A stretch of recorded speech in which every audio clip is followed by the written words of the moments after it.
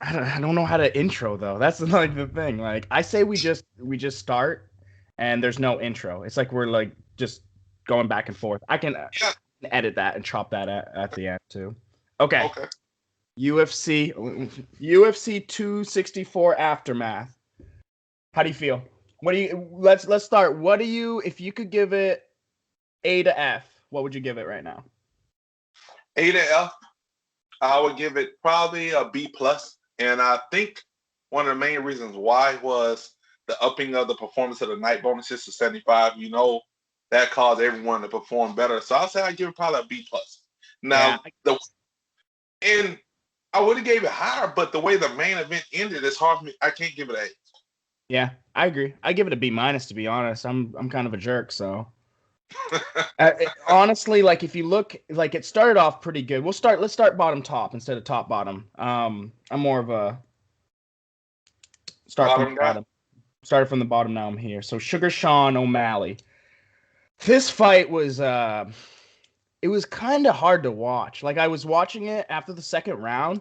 Like I'm a big proprietor and let them fight. Like I'm always like, hey, give them a chance to fight. Blah blah blah.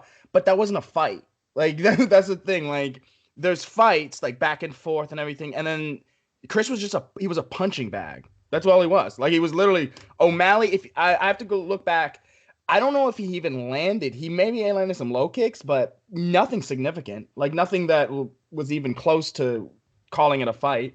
And Sugar Sean literally was teeing off on him. It wasn't even like he was jabbing him, finding his range. He was teeing off. So Yeah, I feel the same way. The thing about it was, besides Conor McGregor, the next person they wanted to see was Sugar Sean O'Malley because he has that it factor. He come out there with rainbow bright hair and everything. So I think the fighter that he fought was potentially could have been the worst thing to happen for Sugar Sean and his wife. Like Sugar Sean in that lightweight class, he's one of the very few guys that are knocking people out. And whenever you draw attention, and you have an it factor, people watch and they want to see finishes. And the thing about it is, when you bringing in regular fans is not even MMA fans, which brings all the money to, they want to see a finish. And he showcased his skills. He showcased his skills, his dynamic striking, and all that. But they was want to finish. Now the guy that he fought, the reason why I say it was the worst opponent because toughness. He had something to prove. Like toughness, he got his butt kicked, true and true. But people want to see a finish because they want to see, hey, what is this rainbow hair guy doing? Now Sugar Sean, any other fighter taking those punches would have been out game first over. round easily, I easily. yep. But he fought. Like He let's say fought. that was Dom. If that was Dom, first Dom wouldn't get hit like that. But let's say it was Dominic Cruz getting hit, but no, see ya. Cody Garbrandt, see ya. But let's be fair, they wouldn't have gotten hit like that. It would have been more of a fight. So, Well, Cody would have got hit. well, my question was, where was his coaching? Like, dude, go for the takedown, go for the single, the double, get him up against the cage, do something. Like, do Move it, Imanari roll for Jesus' sake, do something. Like, or at least move your head. Show some head. yeah, at least, like, I don't know, do something. He was literally prodding forward. I have to watch the fight again, but it was almost like he was welcoming. To get in a gunfight, you got to have a gun. Like he was like Sugar Sean was just shooting him with his gun, and he was like moving forward as like. What he implemented the Rocky Balboa strategy. I'm No, gonna I argue Rocky me. always hit back. Like Rocky, it was the Homer Simpson freaking thing. I mean, Homer Simpson again. Like I don't know. He took all of O'Malley's hits. Like let's be honest. Yeah. We say this too. Okay. Now here comes the debate and the controversy. Should the fight have been stopped? Okay, two things. Okay, he did take a lot. He almost got finished with a few more seconds. He almost got finished going into the second round. Correct? Yeah, he got was it end of the first? He got knocked down. Yes, And yes. Sugar was trying to finish him, but he didn't. Now, his thing. Honestly, the fight should have stopped mid-second because the guy I literally was. agree. Yeah. So here's my thing: if you're not going to stop it in the second round, why stop it at the end, the last 30 seconds? Because Yeah. the guy the guy was literally still pushing forward.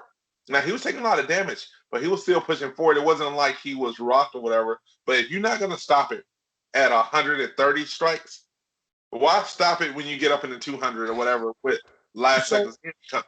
I agree with you, dude. I do. Like, who, just to play devil's advocate, I think it was Luke Thomas or someone said something that there's a rule where the refs aren't supposed to look at the time. Like, they're not supposed to be like, okay, well, there's 30 seconds left, just let him finish, because of course that could lead to really, really bad outcomes, and I like that rule in place. I agree with you.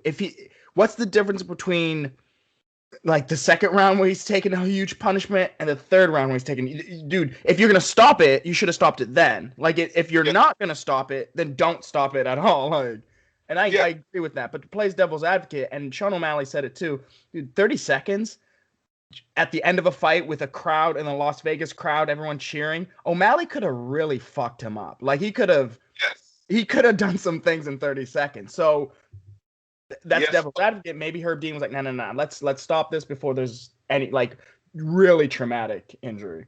Also, too, in the sport of MMA about inches, he could have threw a lucky punch and hit Sean O'Malley. Very true. Good point. That's a good point. He was. That's that was. I mean, he was literally, he would throw a strike. It was like that little. It was like not freaking what's his name, the Matrix, not Triple G, freaking what's his name? The Matrix boxing. Let's see, in the Matrix boxing. Trying to think who are you talking about? Oh, are you talking about Canelo? Not Canelo. Freaking. Mayweather. No, Lemonchenko. What's his? Frig, man, I'm embarrassing myself. Lemonchenko. What's his name? But it's like that. Like that. He was literally. Chris would throw a punch. O'Malley would move, look at him, look at the audience, look back, and dude, he was dribbling in there too, which that was what it is. What it is. You should have dribbled and then threw like a left or a right and hit him. But dribbling for the I think the stoppage, in my view, was justified. I think it could have been stopped in the second. It could have been. O'Malley's funny. He's in fights that literally. People got mad at him his last fight because he didn't go for the finish in the first round and didn't like knock out freaking Thomas Almeida, and then knocked him out in the third and then like stiffened him. And they're like, yeah, that's what you're supposed to do. Like, then now in this fight, he literally murked a guy for 3 rounds, and people are mad because, oh, we should have let it go. Like, they're so like back and forth. But see, it's the pressures of when they realize you're a superstar. Yep. That's when you know you have the it factor, you're a superstar, when you get criticized for the smallest of things. Yeah, they're definitely criticized. Dude, he's a superstar, dude. I mean, let's look at his record. Thomas Almeida, he just KO'd Thomas Almeida. Thomas Almeida's a fucking monster. Like, he's legit. That's a big win. He did lose to Marlon Vera then the stupid excuses and whatnot, but injury. Okay, can we just end this right now? If you get injured in a fight, you lost the fight. I'm sorry. Like, that's like, no, okay. I'm not arguing. Like, if you're healthy, if you step into that octagon and you're 100% healthy, you don't have any injuries or whatnot, and you're going against another person you're fighting, and then you get injured, you lost that fight. Like, that's like what's the? You can argue like, then, I punched myself, I started bleeding. Doctor stoppage. Like, no, like that's like. Okay. Technically, you are right, but to me, it also depends. No, I'm not technically right. I'm right. Like, technically, you're right. And here's why. And this goes to a political aspect. When it comes to the next fight. Okay, all depends on the injury. Like, for instance, if I throw you down and you fracture your rib, that is definitely a loss because the reason why you fracture your rib was because of offense that I did. Mm-hmm. But if I'm doing offense on you, I'm doing a strategy offense on you, and let's just say I punch your face. Yep. And I break my hand punching your face, and I can't continue. I lost the fight, but it's easier to sell. I don't lose any steam or momentum because it's easier to sell. So that's a manufactured coach and the fighter thing. Like that's just to make you feel better because you punched my face and broke your hand. you got a fucking weak hand, dude. Like you gotta like, you lost. Like You know, yeah, same I thing with did Conor too. McGregor. Like you know me, and we'll get more into this, but like, dude, Off I don't about care. You step back. Like the whole reason. If you're stepping back and breaking your ankle, you got some issues, dude. Like you need a like. But listen, now it's also the fact of this. No one really, they are in the hurt business. No one really comes to the fight 100%. They're lingering. No one comes in, no one comes in 100%. But, like, so there's always that thing coming on. But if you want to sell the fight and you say you're in the best shape of your life, you're 100%, which I know is all selling. Yeah. But, after you say that, don't come back and be like, well, I had an injury before. Yeah, well, that's what you see, Coach Kavanaugh. That's what he said with Conor. He's like, well, he had an ankle injury and blah, blah, blah. Dude, I saw some stuff. Do you see what? Well, okay, let's go to the next thing. I guess we'll touch on that at the end. But Gilbert Burns' future. Where do you see Gilbert Burns in the 170 division? Okay, he's at an interesting point now. Like, I think. Before you start, can I just throw this out there? Okay. I think he's a gatekeeper. I think he's gonna be the gatekeeper, dude. I think he's All gonna right. win against who he needs to win against, and he's not beating Usman. He's not getting. He just fought Usman. Usman's not losing. Like Kobe and Usman, everyone's like, "Oh, Kobe has a dude." See, No, he doesn't. Like, I'm sorry. Like Usman's another level beast. okay, he's at a weird spot. He's not a gatekeeper. He's a gatekeeper. Here's why he's not a gatekeeper. What's the definition of a gatekeeper? Here's why he's not a gatekeeper. Because he can beat everybody but Usman. A gatekeeper. That's a gatekeeper. He can't make it into the next. He cannot become a champion, but he can make sure no one else becomes a champion. That's the gate. He's like a gate guard. Then let's call him the gate guard. Like, Okay. To me, what a gatekeeper is it's that person that's not at that top level, but they give competitive fight. It's a gauge. It's like if you can beat this guy, you're at that. You're ready to take that next level. But see, the problem. But the problem. He's a gatekeeper. No. The problem is if you beat Gilbert Burns, you automatically in the championship fight. A gatekeeper is someone at the middle of the road that up and coming guys can fight him and potentially beat him. He's the ultimate gatekeeper. Then he's the king gatekeeper. He's the champion gatekeeper. Like, okay. They should make instead. Dude, UFC loves throwing championships. They should have the gatekeeper championship. Like that's like. And see, the thing about his fight with Usman is he got finished, which is hard to say. It's hard to sell a rematch with Usman because he got finished. Yeah, it was pretty bad. It was. So that's what pretty much limit him to being a gatekeeper. And the only way that he can reach that championship level if Usman loses the belt. Yeah, Usman's not losing the belt, by the way, anytime soon. We can get into that too, but if you do, it'd be a rematch, immediate rematch. So it has to be. And Usman's one of those. I wouldn't, to be really honest, I wouldn't want to lose to Usman because that second fight, like people are not. I don't think Usman gets enough credit. I really don't, and I hate it. Fighters, it's sad though. He needs to literally, like, what does he need to do? Murder a person to get like. Like he's doing literally everything, and he's still not getting the recognition. But what about Wonderboy? Is Wonderboy done? I'm just gonna go out on a limb and say yeah. He's at 38 with his with the way he's fighting. I mean, he's in my now. You want to talk about gatekeeper? He's a gatekeeper. Like that's your definition of a gatekeeper. He's mid-level. He's not gonna fight the 1 to 5. He probably will lose to 1 to 5, but everyone under that's going to be a fight, and it's going to be a more stylistic fight because of course he has that awesome karate stance and karate style, but I think he's done, dude. I think Gilbert didn't expose him, of course, like it wasn't exposed, but Gilbert brought him down and just did what he wanted to him. So okay. Here's the thing with the Gilbert Burns and the Wonderboy fight. Okay, Gilbert Burns had the style to neutralize Wonderboy on the ground, which no one ever does. No, like yeah. Wonderboy usually if he goes to the ground, he gets right back up. Yep. But Gilbert kept him down.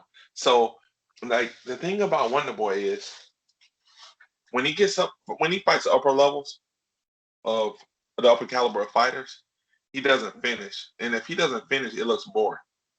So he don't draw people in. He has a choir boy attitude. He doesn't draw people in. And I think with this loss, he literally is going to be a gatekeeper. He can't sniff championship. Only thing why it was assailed was Wonderboy was the only person in the top 5 that Usman never fought.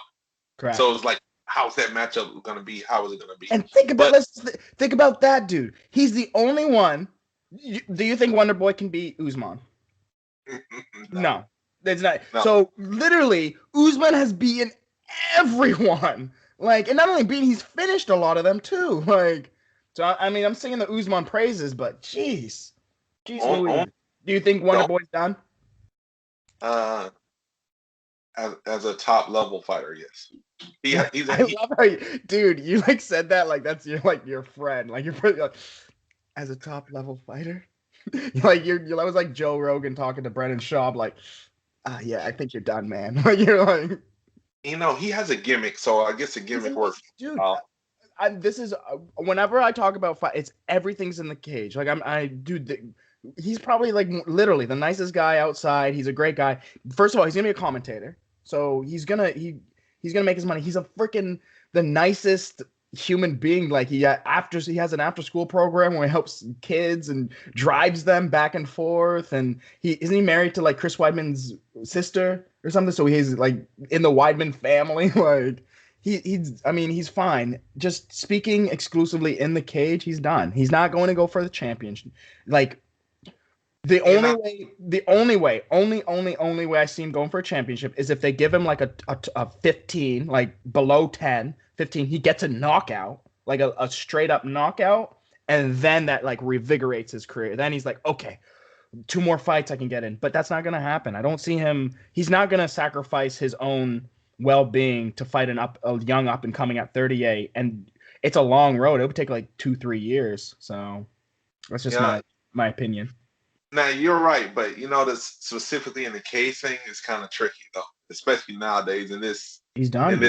I love his style, like I do. I love his karate style, his back and forth. But it's like you said, like he doesn't finish the top tier guys, and the top tier guys can expose him, like the Gilbert Burns, even the Tyron Woodleys. Like obviously he's not in the UFC anymore, but that was the blueprint. Yeah. Okay. Dustin Poirier, my boy. One of the worst things that happened to UFC was Dustin Poirier being Conor McGregor. Twice. That's a great statement, but that's an accurate statement. No one wanted Poirier to beat Conor McGregor. As a matter of fact, the only people that wanted Poirier to win was him and his wife. Those were the only 2 people. I don't know. Now his wife slipping in DMs. I don't know. but here's the thing, man. Is the 2 fights I have heard multiple times, especially the first fight. The man that this card was built around, Conor McGregor. The first one was a comeback. The second one, and the thing about it is, Poirier is a decent fighter. As a matter of fact, he's a really good fighter. But top. He's literally 1, 2, 3 in lightweight. But the UFC cannot make that much money off of him unless he fights Conor, because his charisma is lacking. He's a workhorse guy.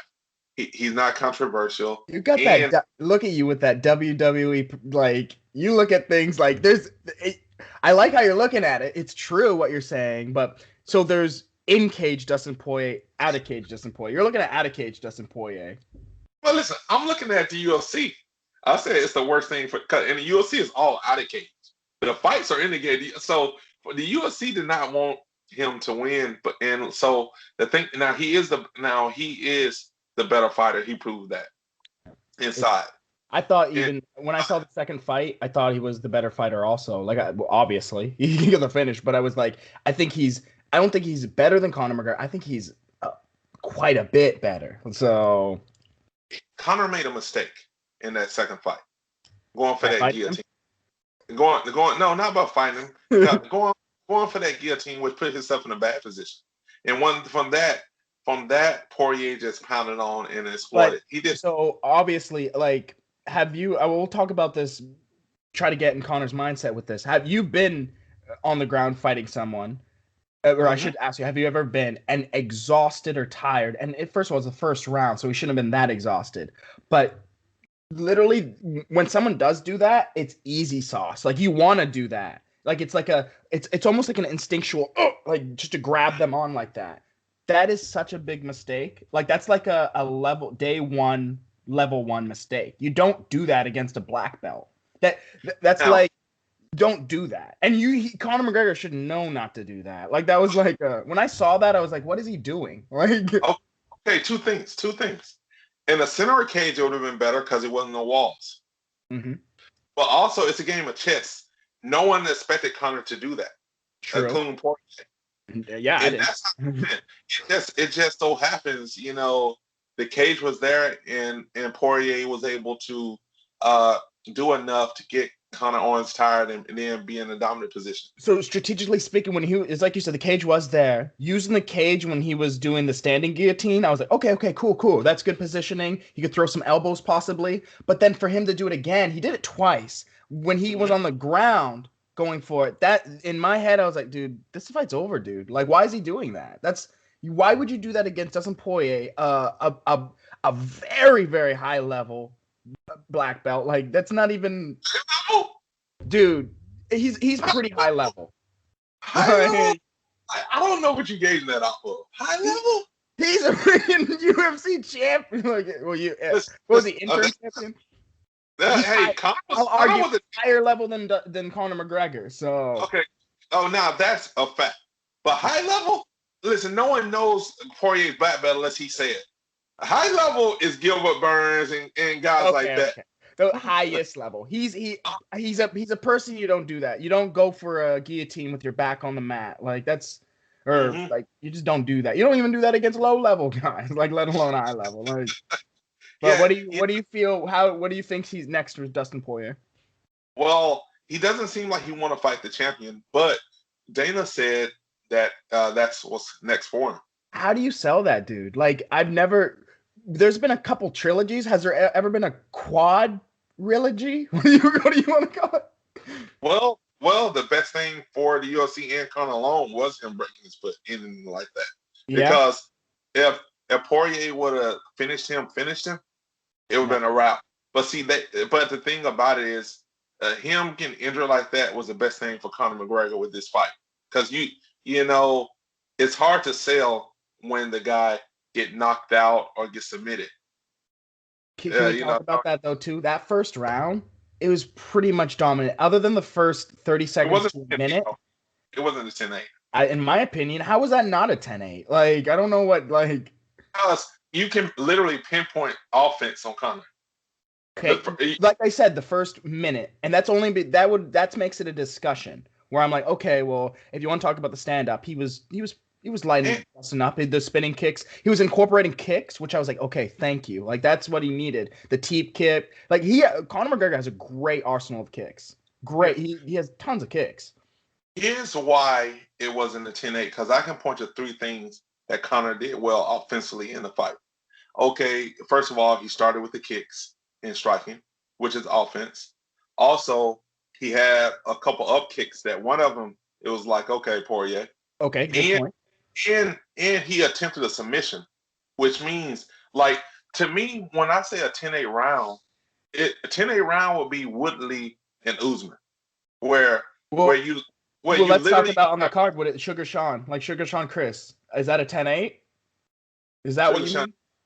Was that a 10-8? I'll give that 10-7. Like, yes. Yeah, see, now there were points in the fight with Poirier where you're like, oh man, this fight is about to go end, That's why I say 10-8. In my opinion, a 10-8. Okay, 10-9, you literally a 10-9 is a 10-9, whatever. Most fights are 10-9. 10-8 is when there's possible finishes where you're like, oh, it could be finished. Okay, it's not. Oh, it's finished. Oh, he hurt him. Oh, like that's a 10-8 in my opinion. That's when you're like, dude, that fight could have been over. And there were like 2 or 3 times I was like, when he was throwing those elbows and Conor wasn't like throwing back, that's when I was like, okay, now it's a 10-8. Like he almost got the finish. And then, in my opinion, let's talk about this then. The injury. that was a finish. Like, I'm sorry. Like, if that would have happened, let's say after the bell, okay, you could argue. You could argue that then. It was during the first round, okay? Literally, Apoye was checking kicks the whole time. Like, he was like, he was literally like loose, I don't know what you want to say, loosening up his ankles, doing whatever you want. Conor went back for a punch. So he was trying to go in offense, stepped on it, cracked it. It's over. Like, that's like, I don't know what you. The fight is finished, but it's nothing for Poirier to cheer about and be happy about. No, It's nothing for him to be like. I'm one of the biggest Conor. Dude, you got me on Conor McGregor. I remember back in the day, you were like, dude, this Irish kid coming up, he's freaking amazing. Like, so. I'm so glad he came on board. Like, here's the problem that I have, and it's with Chris Weidman and stuff too, is when it's a freak accident, you can't cheer because it's a freak accident. Like when Chris Weidman was cheering and running around like that. When let's be fair, Chris Weidman didn't know the extent. Do you watch that Chris Weidman and Anderson Silva? His first podcast, Chris Weidman did, he had Anderson Silva on, which was really interesting. Okay, let's be honest. What else he's gonna say? you're a loser. Actually, honestly, well, Conor would have. Let's reverse it. Let's play an alternate reality. Let's say Conor McGregor, Poirier, stepped back, hurt his ankle, lost. What do you think Conor would have said with all this? Conor would be like, I beat him. It's over. Like, he would have like. But here's the thing about Conor though. If you're not fooled by the media, he's a respectful winner, and he was a respectful loser too. Okay, all his losses he's been respectful. If I don't mistake, like, dude, I love Conor. Conor's the greatest. I live. Do you know what he said immediately when Joe Rogan like put the mic in his face? Okay, here's the thing. I wasn't really respectful. Okay, here's the thing though. That's Joe Rogan's fault. The problem is, to an extent.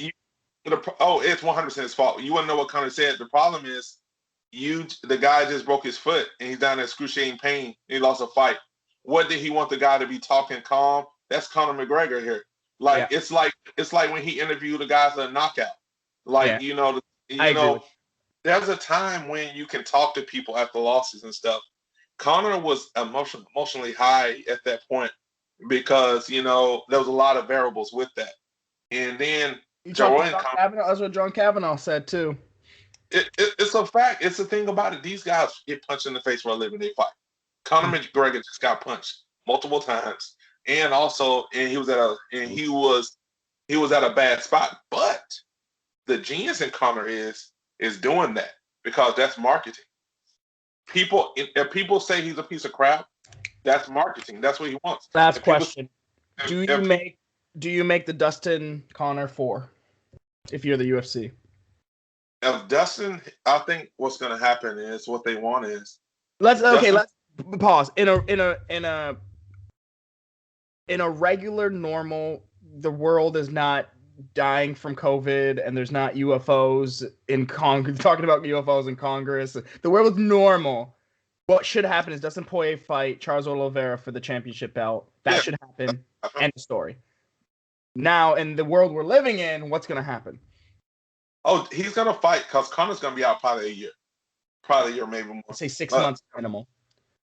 Yeah, and he's going to fight. And that's, he got to heal up, then train.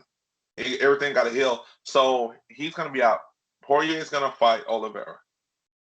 And win or loss, depending on they want that. Talk about wanting someone to win. They want Poirier. And they want Poirier to win, Conor to come back, Conor to beat Poirier. Then Conor McGregor, Poirier 5. All on the line. That's what they want. That's what they want. And here's the thing. Poirier is all about it because Conor is doing Poirier a favor with all of this. You think Conor, talk about if I was Poirier, I would put it in the clause, a instant rematch clause, and just be like, hit me right here. Boop. Okay, let's go. Let's fight again. Dude, Poirier's made how much money? We should talk about how much money Poirier's made the last 2 fights compared to the rest of his career. He's talk about he had 2 red panty nights. My question for you is this: who did Conor do a bigger favor for, Khabib or Poirier? Poirier, 100%, 100%. So Khabib, Khabib is a different like. Dude, it's hard to read Khabib. Like Khabib, dude, the dude literally is undefeated. He literally retired at the top, the height. I argue he's just touching his prime. Like he could fight another 3, 4 years and be Yeah. like pretty consistent. And he's also to be he's really big, so the weight cutting would probably be an issue coming up, and that's why he's talking about 170. But he just said he said no to a GSP fight. Listen to this. His reasoning. No, I don't want to fight GSP. Let him be the legend. I want him to be the legend, not me. Okay. What? Okay. You think? Okay, listen. Okay, I think it was Khabib that he did a bigger favor for, Elaborate. and here's why. Poirier had his own reality. He was on a documentary at first, and people knew Poirier off of good fights that he was having. Khabib, people knew this dominant guy, but no one really watched him. Only thing they really known from him, why that guy have that mop on his head. But when he fought Conor, Khabib became this symbol of religion, became this symbol of morals. He went to this next stratosphere. People actually paid attention and cared about Khabib. No one really liked jumping over the cage. He became this guy. It was almost like pro wrestling, like heel versus face or whatever. But Khabib literally became well known after he fought Conor. Poirier was known before a little bit, but Poirier has not reached that superstar status that Khabib is now. People care about Khabib. And let's be honest here. His fights left a lot to be desired before. And it really fight people before Conor. Conor literally put this guy in the next stratosphere. Yeah, Poirier had some. To hardcore fans, that Poirier Justin Gaethje fight. I remember watching that in a bar by myself. Dude, I was screaming. Like that fight was so good. Like I was the only one. Like everyone was doing their own thing. I was just in the middle, just be like, dude, is everyone watching this legend of a fight? Like, Poirier had a lot of slobber knocker fights, really good fights before. The Alvarez fights, the Gaethje, the Dan Hooker fight. Like, my God. And Khabib was so dominant and unknown, and like at first he couldn't speak English, but he learned now that he wasn't like a star before Conor. He was just this guy. This guy gonna be the next thing. This guy super dominant. This Russian guy here, but he wasn't like a star. You know, Poirier was putting on phenomenal fights, fight of the night. As a matter of fact, he was winning fight bonuses before Conor. So that's definitely up for debate. Who did Conor McGregor propel more, Khabib or Dustin Poirier? I mean, dude, I see your point. I mean, Khabib, let's be honest, like after the Conor fight, he went to the stratosphere. He really did. But so did Poirier. Like I think we're talking about. I think the really discussion is Conor. If fight Conor and then you just go to the stratosphere, like that's like it's called the Conor effect. Like, and the Poirier hasn't capitalized because Poirier is not a common name to unconventional fans. And you mentioned Khabib, people know Khabib. Well, that name too. He has name Khabib. That's just like, yeah. So first name recognition, Khabib. So now we talked about Poirier, Conor. Here we go. I'll preface this. I love Conor McGregor. I think Conor McGregor. I'm gonna toot my own. I saw this about I don't know how many years ago when Conor McGregor fought Marcus Brimage. After that fight, I was like, dude, this guy's gonna be like huge. He's gonna be the biggest like name ever. And then I remember watching the fight with you, Dennis Seaver. Do you remember? I was shaking. I was like, that Dennis Seaver fight. I was like, dude, this dude is on a. There's levels. Of course, Darren Cormier said it too. Perfect. There's levels, and like Conor was multiple levels above these people. Now, in retrospect, I think his height and weight played a huge factor. I think he was way bigger because now that he's fighting 155, he's not way bigger than these guys. If anything, he's smaller, and that's being really, really highlighted. So his height, weight, and reach, his boxing. I'll argue his boxing was even better than Poirier in that third fight. He that left. He missed a left that came like a piston. I was like, holy crap! Like he has some crispy strikes. Here's the negative: Conor McGregor is not going to beat the top of the top. If we're talking about this is the same thing, Stephen Wonderboy Thompson. He's not going to beat 1, 2, or 3. He's just not. He's never going to beat Khabib. He's never going to beat Dustin Poirier. I would love to see a Justin Gaethje fight. That would be very interesting. But now looking at Poirier and how he fought Poirier and whatnot, I would give the edge to Gaethje. Conor McGregor's standing is great. His standing, his boxing is great. If he wants to go into boxing, do it, because his boxing is remarkable. He's not going to be a champion in the UFC at lightweight. He might, if he could somehow go down to featherweight, that might be something, but he's not going to be a champion in lightweight. Okay, let's go over the top three. What is it? Do Bronx. Yep, Gaethje. Yep, those are the three right now. And then you got the three fights they're talking about right now is the rematch with Poirier when he comes back, Ferguson and Gaethje. Those are like the main fights, because they're not. Oliveira's fighting Dustin Poirier. You have to, like, that's not a question. You have to, but the other three are possible. See, okay, he can beat Oliveira and he can beat Gaethje. Only problem is Oliveira. Conor can. Conor can. Only problem with Conor is like Oliveira will be a tough sell when he grapple with Conor, because Oliveira is freaking huge. I get it.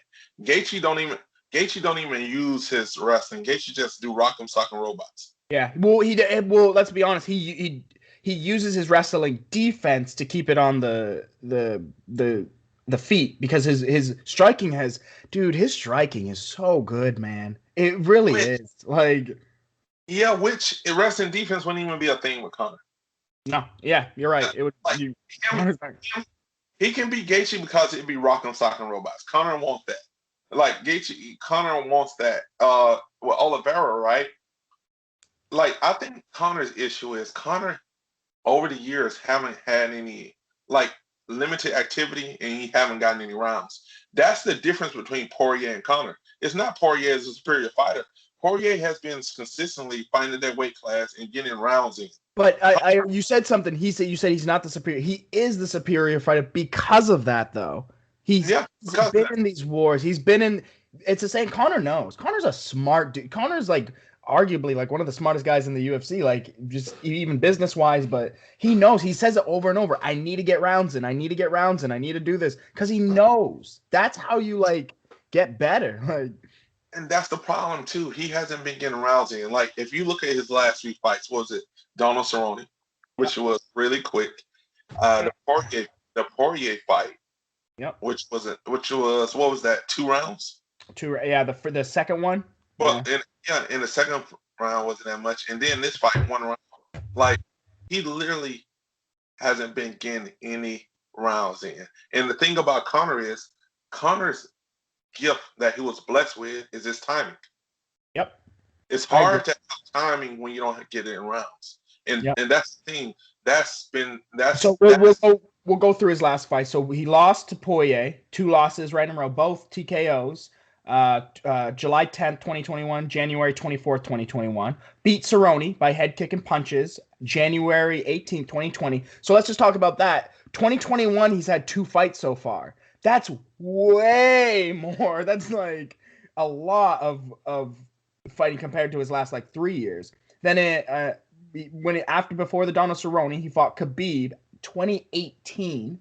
So October 2018. Before that, he fought Eddie Alvarez 2016, 12 November. So like you said, like from 2016 to now. Sprinkled in 17. Yeah. From 2016, and I'm not talking. Don't even add the boxing, man. Like we're exclusively talking MMA. Like, if we're talking MMA from 2016 till now, he's had 1, 2, 3, 4, 5 rounds, 4 or 5 rounds in the cage. Like 5 rounds. And we're talking 2016. Like, it's 2021. It's hard. Like I said, his gift was his timing, and when his timing was on point, he was a very active fighter. And it's hard to get timing when you literally don't get any rounds. Yeah. His zenith with Eddie Alvarez, like it's like you said, his timing was impeccable. Like, it was impeccable. It was. I think he reached the prime, like right there, because it was just, if he would have somehow. Like, you can't fault him, because obviously he's the number 1 paid athlete in the world, or in 2020 he was. Like, dude, you win. Like, that's, you win at life. Like, that's like, what are they? You could, if you want to fight, I always have loved this argument. If you want to go fight for, like Khabib says, for honor and who's the greatest fighter and whatnot, go on fucking a mountain, make a fucking dojo, put on front, I will fight anyone and become the greatest fighter ever, and just sit there. And then you can be like, okay, I'm the greatest fighter ever. Like, come and fight me. The whole point of this is you're fighting for money. It's a prize fighter. You're fighting for the most money that night. And Conor's doing that. And Conor has done that. So. And will continue. And we'll continue to do it. You're right. And Khabib pisses me off because the thing about Khabib is, if you want to talk heavy about these guys, Conor literally wanted to fight Khabib. Conor literally wanted to fight Khabib in big time. And, the thing about Khabib is, I get the family thing. I get what he said, the family thing. I think it's more of a weight cut. I think the weight cut was his issue because here's the thing. If he was really hardcore about retiring, there was a discussion about him potentially coming back to fight GSP. Then he also, that first Poirier fight, it was the Do Bronx and Chandler fight, and I think Poirier and Conor was on that same card, correct? Yes, yep. But and Khabib said, if they show me something, they have to show me something, which means he's not retired. Which means, I'm thinking if Conor would have won that first one, Khabib would have came in the fall. Dude, and I'm so tired of people using the word retire now. Stop saying retire. Like, if I'm not gonna, retire means, like, for instance, like in the military, you're retired. Like, if you military, you retire, you ain't coming back. Like, there's no, it's over. There's no even option to come back. Like, take a break. If you're gonna be like, take a break, I'm taking a break. Like, but see, it's all negotiation talk. I'm retired, so now it's a topic. Everyone look at me, I retired.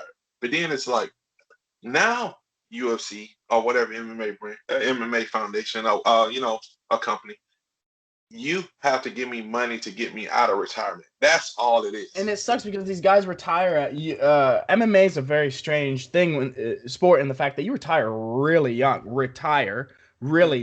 Like, you're in what, 30s, like mid 30s, even early 30s. You retire because of the punishment you take and whatnot. And then what tricks people is they don't fight for a year, 2 years, 3 years. And it's like you said, you're always going to fight injured. They're not injured anymore. They're like, whoa, this is a weird feeling. I'm not injured. Like, and they're like, oh, wait a second. The whole reason they retired is because they thought their body was done. Their body's not done. Their body just needed to heal. Like, Khabib is going to pull a GSP. What do you mean, come back and win the title?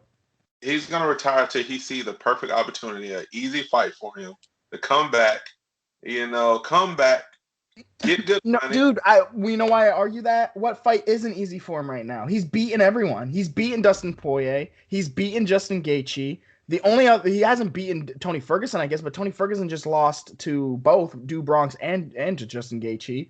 He's beaten Dustin Poirier. Like, I don't know what you. But if you want to pull a GSP, you're gonna go up a weight class for big money.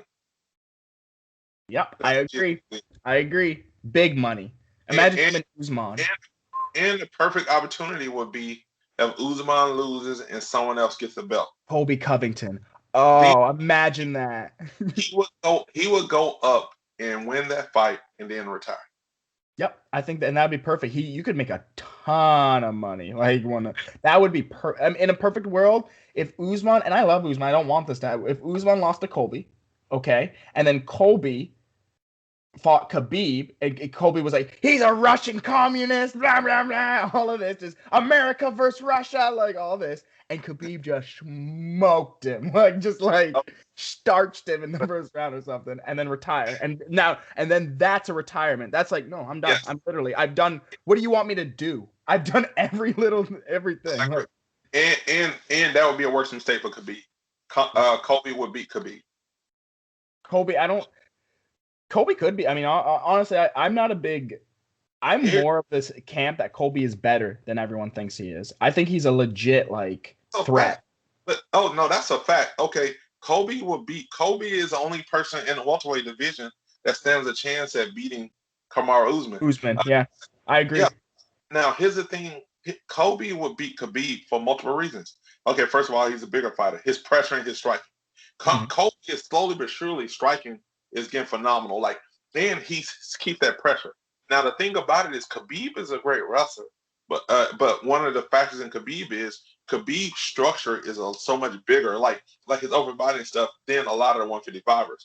If he go up and fight Kobe, can I be honest? I don't think he's that much bigger than Colby, or Colby's that much bigger than Khabib. I think they're pretty much the same size. That's my point. The Khabib strength is his size and mass is bigger than the weight class that he's in.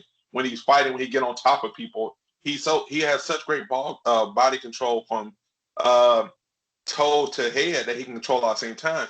But he won't have that advantage as much when he goes up in weight class. Yeah, I would love to see that, only because you're right. It's the same thing. Conor McGregor, like, we'll go back to talk to Conor at 145. He was so much bigger than these guys, like, and his reach was so much bigger that's why he dominated all these. You know what I would love? Let's talk about this. I'd love Conor McGregor, Jose Aldo too. That's a great fight. I think, and this is the perfect time for that fight. Jose would 100%. Like, he's like, can we be honest? Conor McGregor ruined Jose Aldo's career. Like, literally ruined it. Like, Jose Aldo, if you look back, he was, at that point, he was undefeated, correct? If I'm not mistaken. Was he undefeated, or maybe he had one defeat? Or... I think he had one loss. He had one loss. Way back when. But he was on this crazy streak. He was knocking people out. He was in decision. He was just killing it. And Conor just came and starched him. And now, dude, no one talks about him. No one's even like, he's not even in a discussion anymore. But yes, he has a lot of losses since then. You know. Yeah, he has. At least 3. I can look it up. But okay, let's go to the next one. We're almost done. I guess we kind of already talked about it, but the Conor McGregor beef. So, Khabib Conor beef. Khabib says he's fed up with Conor and says that good beat evil that night. Do you think that this rivalry has, obviously it has, it's gone to the personal realm and whatnot, but do you think that it's worse for Conor McGregor? Like, I feel like when things get personal with Conor McGregor, it's almost like the Cowboy Cerrone type thing too. When Cowboy Cerrone goes against people that he's like friends with, I guess, friendly with or whatnot, he does well. Other than the Conor starched him, but it's the same thing. Conor, like, is trying to. Someone said it. There's like good Conor, bad Conor, good Conor, bad Conor. Who's Conor? Like, what's his identity? Like, I feel like he's missing his identity now. Well, the only good Conor was a Poirier first. I can't think of a good Conor before. No, Donald Cerrone. He was good with Donald Cerrone. Cerrone fight, you know, and the thing about that Donald Cerrone fight was Conor. That, you know, when he fought Donald, and see, the thing about Donald was I got the respect for Donald. I don't get respect for Poirier. Donald's been in the game. He's a hard-nosed fighter worker. I got the respect for that. It was gamesmanship with Poirier. It was legit with Cerrone because he respected Cerrone, but it was gamesmanship with Poirier. Like, he was trying to be all nice and then go up in the octagon and be crazy. It was gamesmanship. So I think, like, just to wrap up the whole thing, I think Khabib really hates Conor McGregor. Let's be honest. Like, he straight up doesn't like him. He thinks he's like a evil jerk. Like, that's an asshole, whatever. I don't know about Conor with Khabib. I think Conor doesn't like Khabib, but I don't think to the level. What revealed that was when they were fighting, Conor said, he said, hey, dude, when Khabib was on, he was like, dude, it's just for show. It's just a business. It's just doing the business. Khabib was like, no, it isn't. Like, what are you talking about? And too, it's the best way for Khabib to stay relevant too, is to talk about Conor. Yeah, I mean, I think what needs to happen is what you said. I think he needs to go up to 170. I think he needs to fight either the champion at the time, whoever it is, and he can do this next year. I mean, this doesn't have to be this year. You got time. He's retired, so fight for him. And he can do it the right way. He can go do a strength and conditioning coach. He can go up to 170 the right way, where he still has the muscle density and whatnot. So that's my point. Here we go. This is our bonus show. Here's the bonus show. The big one. This is for the true UFC fans out there, okay? We don't want those fair weather fans. We're talking about going back to April 2nd, 2004. Mr. McNeil, what happened April 2nd, 2004 in the UFC? Was that when Nick Diaz knocked out Robbie Lawler? Nick Diaz knocked out Robbie Lawler in a spectacular way. I remember that fight. So I'll be honest too. I didn't watch it live or anything. That was even before when I got into UFC. What was it? When was Frank Mir? I think it was UFC 60 something. But that was UFC 47. But so I remember the big thing about that fight is I remember Joe Rogan always talks about that. Like he had that, like Nick Diaz was like, Stockton, motherfucker, Stockton. It's like, I always thought that was so cool. Like, imagine fighting a guy. This is way early in the UFC, and the guy's just pacing back and forth. Just say, like, where are you from? Like, what city from Alabama are you from? Tuscaloosa, T-Town, motherfucker. A motherfucker was just like, Tuscaloosa, motherfucker. Tuscaloosa. Like, Tuscaloosa. Like, you're like, what the? Like, so, but anyway, so Nick Diaz knocked out Robbie Lawler. We got Nick Diaz, Robbie Lawler coming up. How excited are you for that fight, sir? That's going to be an awesome fight, man. And, one of the main reasons I'm excited for the fight is to go back to the Conor point. Okay, Robbie Lawler hasn't been active because Diaz hasn't. So it's going to be more competitive. And on top of that, too, is Nick Diaz has a gift to draw people into a well of his zombie-like beautiful boxing aggression. He's a zombie. So let's talk about Robbie Lawler. Robbie Lawler won't turn it down to fight. Lawler will not back down. Lawler will. 4 losses in a row. So he lost to Neil Magny in a decision, August 29, 2020. He lost to Colby Covington in a decision, August 3rd, 2019. So a year. And then Ben Askren in that crazy bolt. I remember in that was a crazy night. Yeah. All I remember that night. We won't go into. All I remember. If we're ever at the bar again and a bartender's like, pay for my drink, you look at me and you say, no. Why would you do that? Like, I didn't even know. Like that was theft. Like that was literally like. Hey, you listen. You was insulted by me paying for my my drinks. And yeah, I know. I pay for my friends. I don't pay for random bartenders though. Like, but anyways, Rafael Dos Anjos, he lost to Rafael Dos Anjos in a decision in 2017. So it's like you said, since 2017, his last win was. I feel bad for Cerrone. Like Cerrone, you just pad his last win was Cerrone, UFC 214 in 2017, July 29th. So, let's just take away that win. He lost to Tyrone Woodley before that. So he would be 1, 2, 3, 4. He would have 5 losses if you don't count the Cerrone fight. So this is an interesting fight, dude. I'm really excited. It is. It's interesting.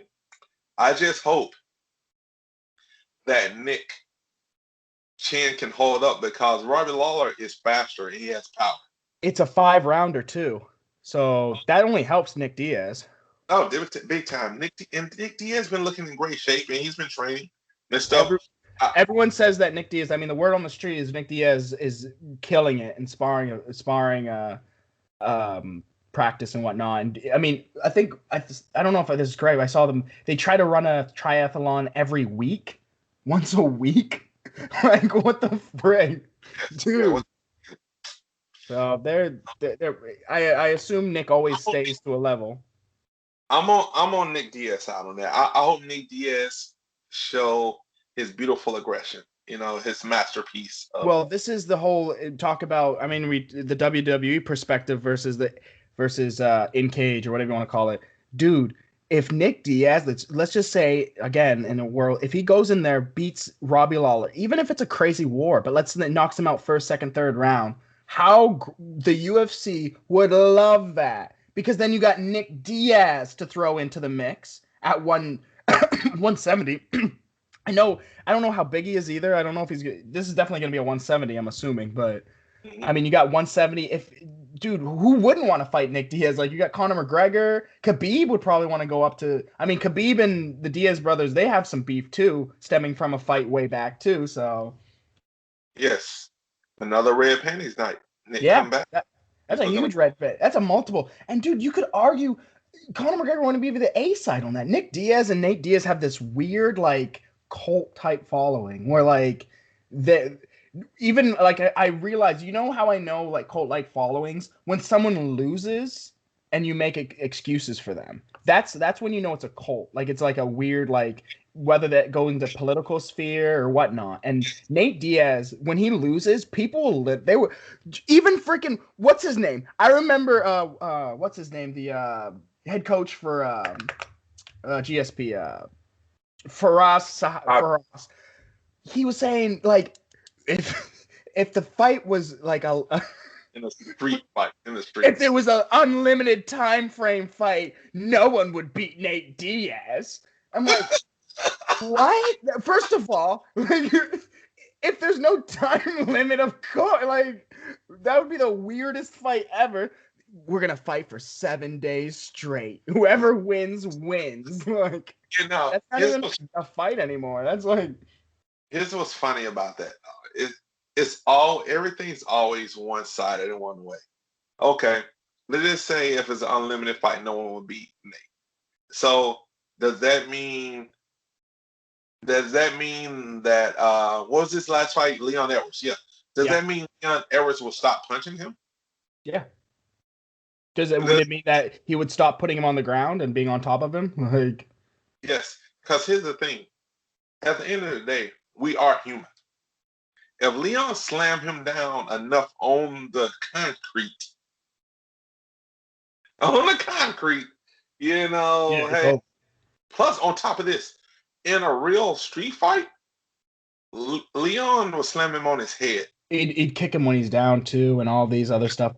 So I'm making fun of it a lot, and I understand. I know what he's saying. They're saying that they have amazing cardio, like their cardio is crazy. They can keep up, blah blah blah blah blah. But that's not the point. Like, I mean, it's not an unlimited fight. Like it's the rules going into the fight, whether it's 3 rounds, 5 rounds. These are the rules set.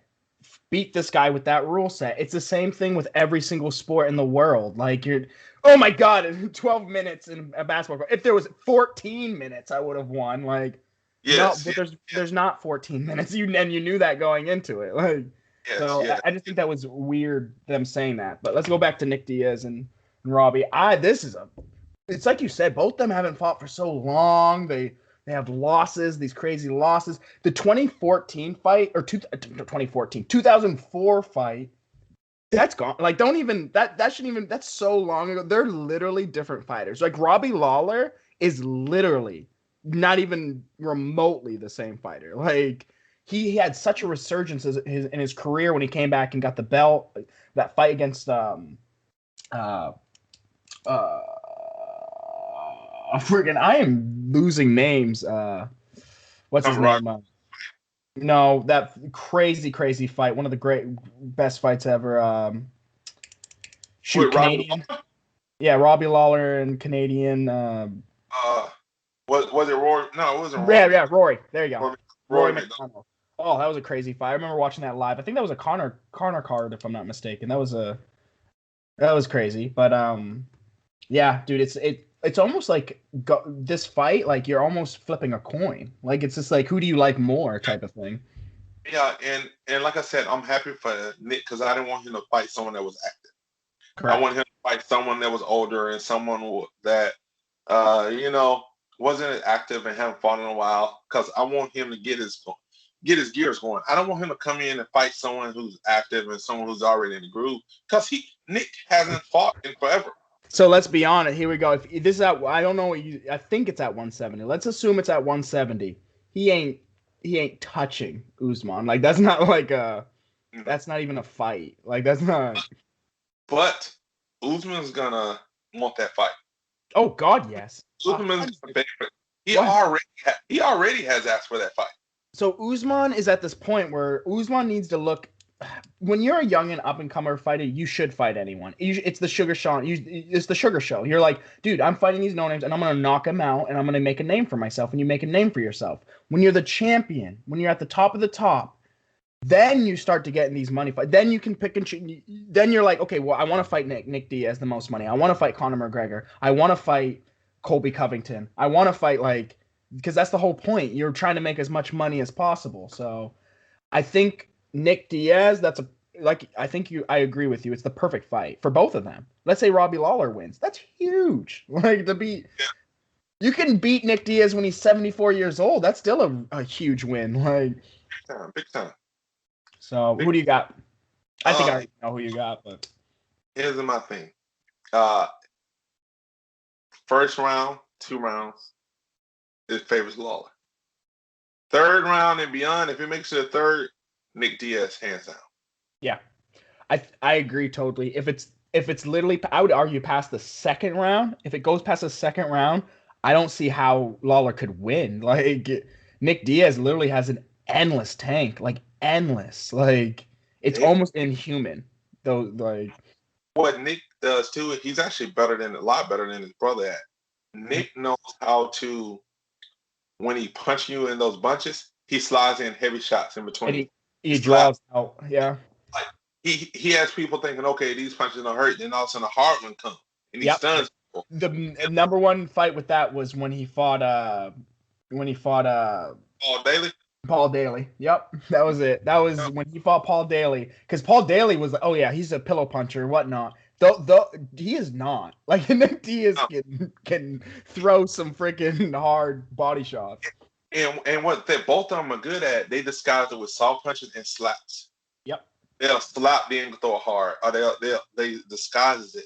Like they make you feel, oh, this punch doesn't hurt. Oh, this is nothing. I can take a few. Then the hard one comes, then you're like, oh, then he slaps you. So you stun, then he slaps you, then come with more.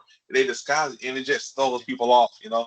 Yeah, I totally agree. The only different, like, I agree. Nick does that way better than Nate. Nate tries to do that, and it's sometimes it works. Like, especially it worked with Donald Cerrone. Like the slaps, especially. Like when someone slaps you, you're like, that doesn't hurt. Like that's just like, it's almost like a whoa, like a wakes you up type thing. But it's the disguising the slaps and then the hard punch coming, or slap and then a hard punch. Like their 1-2s, their ones are a slap and their twos are like a real hit. So yes, it's crazy, man. Like, you know, so and two, if it goes to the ground, I'm Nick Diaz all day.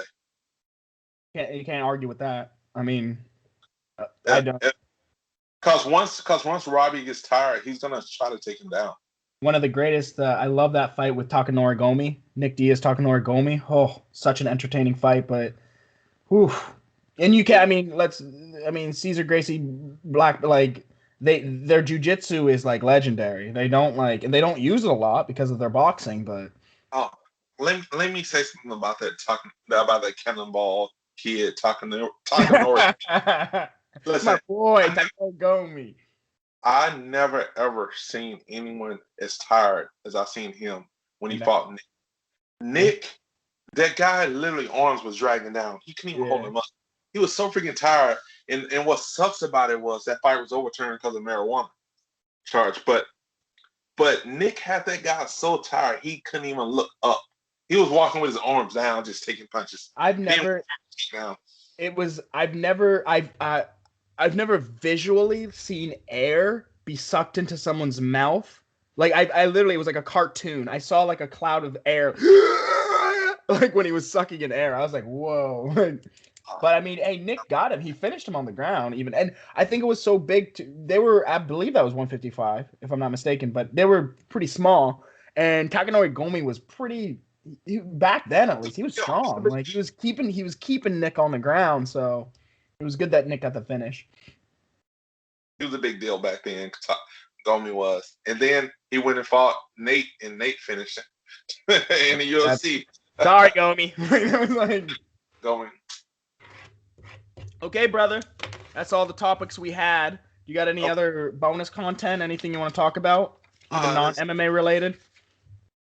You know, RIP Greg Hardy. He put forth a valiant effort. Oh, yeah. Let's go. We'll talk about Greg Hardy. Greg, how do you feel about Greg Hardy? Well, the problem with Greg Hardy was Greg Hardy got happy when he thought Tua was Rock. And he jumped on it. And he paid for it. He got happy. He paid for it. Everyone says, like, you're right. The thing is, like, isn't that what you want in a fight? Like, he saw that he was hurt, like, and he did hurt him. There's no joke. He had him on wobbly legs, and he went for the finish. That's what you want, right? You want Greg Hardy to sit back and just, like, not, like, wait for him to recover, and, like, okay. And then he got caught coming in, like, trying to finish. So, yeah, I don't. I think Luke Thomas had one of the best takes. Like he was like, Greg Hardy's not amazing, okay, and Greg Hardy's not horrible, okay. He's just a fighter. He's a heavyweight fighter, and that's where he's gonna be, and that's where he's gonna stay, and that's just who he is. And it's not a good or bad thing. I'm not saying like I don't. I think we know his ceiling. I think we know his floor, and he's like right in the middle. He's like, And okay, two things with that too is now heavyweight, his ceiling could be a championship. He's 2 fights away. We know how heavyweight. I think you said that. Yeah. Heavyweight and what's not lightweight. There's heavyweight and like I guess welter. And too, he's 2 fights away. He has a name recognition. People hate him, so therefore it'd be easy to get him up because people want to see him and get his ass whooped. The second thing is the thing that gets me too is here's the difference between loving and hating. Okay, when Greg Hardy did it, rookie mistake, stupid to clown him for that. Stipe Miocic did the same damn thing. Yep. Correct. Is that a rookie mistake? Champion. Yeah, he's a champion, so it's not a rookie mistake. Like, but people like him. People like him, Stipe. And the thing with Greg is, in heavyweight, it's the one division where you're one punch away, you're gonna get knocked out. So I think Greg Hardy hasn't lost steam, but he's gonna be more careful next time he fight because that's the first time he ever got knocked out. So he's gonna be careful. But he's 2 fights away. Then he's a known name. People hate him. People will pay to see him versus Stipe just so they can see Stipe knock his head off. Yeah, talking about like he'll get his fights. Like he's gonna, and he'll probably still stay on the main card. Like he might. Like was he the third? He was like right below the co-main event, right? Or fourth or so. He was in the main card. Like he's gonna get his main card fights. He might be a main event for a fight night. Like you still put him on a main event for a fight night. So the point is, he's a heavyweight. He's not gonna be a champion anytime soon. I think he would agree with that. He'd be like, yeah, of course. But he's not a bum. And I don't want people don't get it twisted. He's not a bum. Like he's not like his skill is slowly getting better, especially on the feet. He definitely needs to work on his ground game, of course, but every heavyweight needs to work on their ground game. And he's gonna get butts in some seats. So I think he's where he needs to be. Like this knockout didn't hurt him, this knockout didn't help him. It was just like, if anything, it definitely helped Tai Tuivasa. Like it definitely helped him, but it did. Oh, for sure, because a lot of people love that guy because he knocked out Hardy. Now, a fight that Hardy showed me that he was a competitor was when he fought Volkov. Yep. Volkov is a seasoned striker, a big guy, and Hardy went to decision with him. A guy that had a wealth of experience over Hardy and a better striker. Hardy went to decision. His striking looked phenomenal in that fight. It looked crisp. It looked great. Honestly, I'll be honest though. That was like him evolving type of thing. In this fight, I don't fault him. Like you said, it's not a rookie mistake. If someone's hurt, you want to go. Like yes, you don't want to put your chin out and to get knocked down and whatnot. But that be a little bit more cautious. I guess would be the only knock. But and let's really be 100% honest. Heavyweights want to be in and out quick as possible. Yep. They don't want to pick apart and box the whole time, or fight, or grapple, or wrestle all the time. They want to be in and out. And as a fan, that'd be boring as you know what to see two heavyweight exhausted guys just throwing jabs like. And he's on a Conor card with $75,000 on a table for a performance bonus. He's seen a guy hurt. He jumped on it. He paid for it. Yep. I'm only mad when someone don't fight and get knocked, when they're not pushing the pace and then they get knocked out. Yeah, dude, how many fights have we saw the same thing? Like someone definitely has someone hurt. I'm like, dude, you have him hurt, do it. If you go out on your shield, I have nothing but respect for you. Like you literally, it's you said it at the beginning, it's the hurt business. You're literally there to hurt the other person. Like name another sport other than in a combat sport that's you want to hurt them. I'm paying you. I'm literally paying money to pay-per-view to see you hurt that other person. Like, it's crazy. You know, it's one of the most ridiculous things that I don't like when it comes to MMA is whenever the winning fighter wins, and they say, "I want to thank God for this, my Lord and Savior." Yeah. Really? Thank God for giving me the ability to hurt this man. Like, Yes. thanks Yes. God. Thank God. You really hated this guy. You wanted me to knock Yeah. him out, hurt him. He's on a stretcher now. Thank you, Jesus. I really like. I broke both of his legs. Yes. Amen. Thank God for giving me this.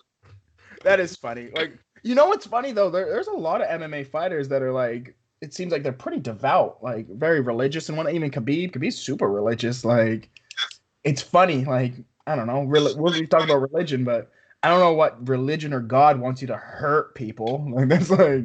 Why? Yeah. What? It is what it is.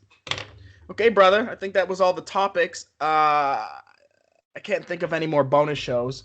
So next one we're gonna be talking about the upcoming UFC card. Tate's return is on there versus Marion Renault. We're also gonna talk about. There's a few other fight cards that actually got my eye. We got. There's actually not. I know this Saturday we have. Where is it? What was this Saturday's fight? Of course, we got the comeback from Misha. The main event fight. It's that guy with Makhachev. Okay. Islam Makhachev versus Thiago Moises. Mm-hmm. Marion Renault, Misha Tate, Jeremy Stevens, Gamarat. Basically, it's Marion Renault, Misha Tate. That's like, and Jeremy Stevens is making a little cameo. Yes.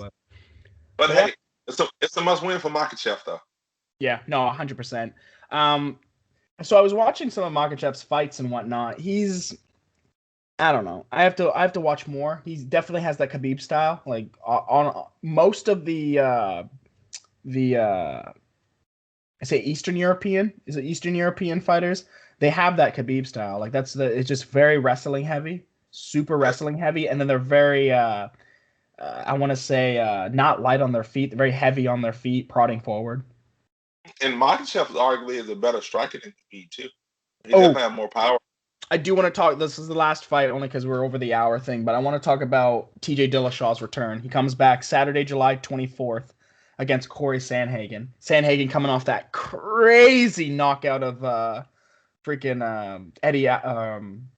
No, Mister the Mighty Mouse. What's his name? The little Italian kid from Jersey.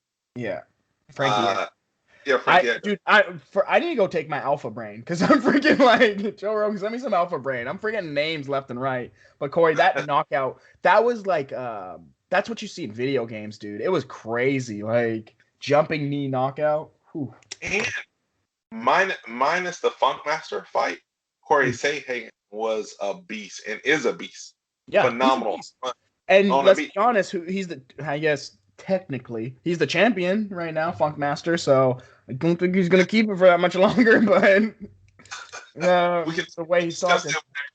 But hey, I see Sandhagen winning that fight. Really? Yes, I see Sandhagen winning that fight. I see Sandhagen winning that fight probably by knockout. Wow. Listen, here's the thing. I'm the opposite with that. I see TJ. Like, I think TJ Dillashaw, especially on his comeback fight with everyone's like, you're a freaking drug user, blah, blah. TJ's going to come back. He's going to be like, dude, like, I'll show you what these drugs did. Remember? Here's the thing, too, with TJ has a lot of pressure on him. TJ got a lot to prove. Sandhagen just coming to fight. TJ got a lot to prove. TJ is fighting other fights other than the fight in the octagon. Yeah. And the question is, will he be able to handle all of that? But I see Corey Sandhagen knockout. I don't see that, but I think Sandhagen has the length and reach to make it a really great fight. I don't see the only reason I say that, especially against TJ Dillashaw is a fucking he has never been knocked out, I think, right? In his career. So hey. And I see he has against Cejudo, but that was yes. Whatever. That was a weird quick stop. I love it. This is my thing with the UFC stuff. Like, dude, let's all have like a. If we want, and we need to come as a collective together. If we want to see death matches and we want to see like people like unconscious and like, let's all agree you got to be unconscious to stop the fight, or you have to literally be like drooling from the mouth and be like, stop, like, or we stop complaining when it's like these early stoppages and whatnot, and give like more authority to the refs, because I gotta argue that TJ Dillashaw stoppage against Andrew Cejudo, that was so quick. That was a quick stoppage. And then the fight we just saw, freaking Sean O'Malley getting just demolishing someone. We have people complaining about that. It's like, yes, pick. Let's just as a collective, let's agree on something. I agree on that. Yeah, so okay, we'll have to. That's July 24th, so that's coming up quite a bit. That's coming up really soon, so we'll have to watch that fight. I think what we're gonna do too is do some of these, do some fight companions with that. Okay. I don't know if the audience or whoever's watching, the 4 people that might watching, wants to do like a fight companion with it. We can do that. So I'm cool with that. Okay, brother. Well, that's it. This is the Real MMA Bros podcast. Yes. If anyone listening wants to comment, any topics that we can discuss, I'd love to hear that. We can discuss some things. We can have some good debates. If there's anything you guys also, if you guys, you know what I want to say something like and to subscribe, like, yes. Smash that like button. But no, hey, if you don't like this, I don't care. Like, don't push the like button, don't subscribe. Like, we're gonna keep doing it anyway, so yes. It doesn't matter. If you want to pay us, give us free money. That'd be really cool. Like, yes. And if you have any comments, whether it's things we can improve on or things you like about the show, comment. Let us know.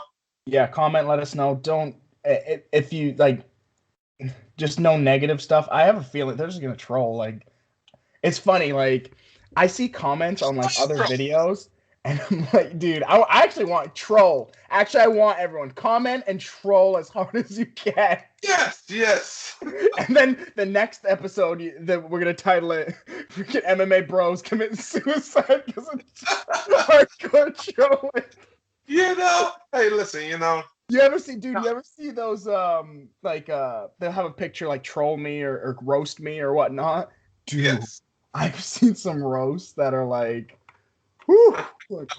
I have seen them too. And listen, if you're at the point where people are trolling you, we're doing something right. So yeah, that's true, dude. Yeah, I like that. Yeah, troll. That means people care.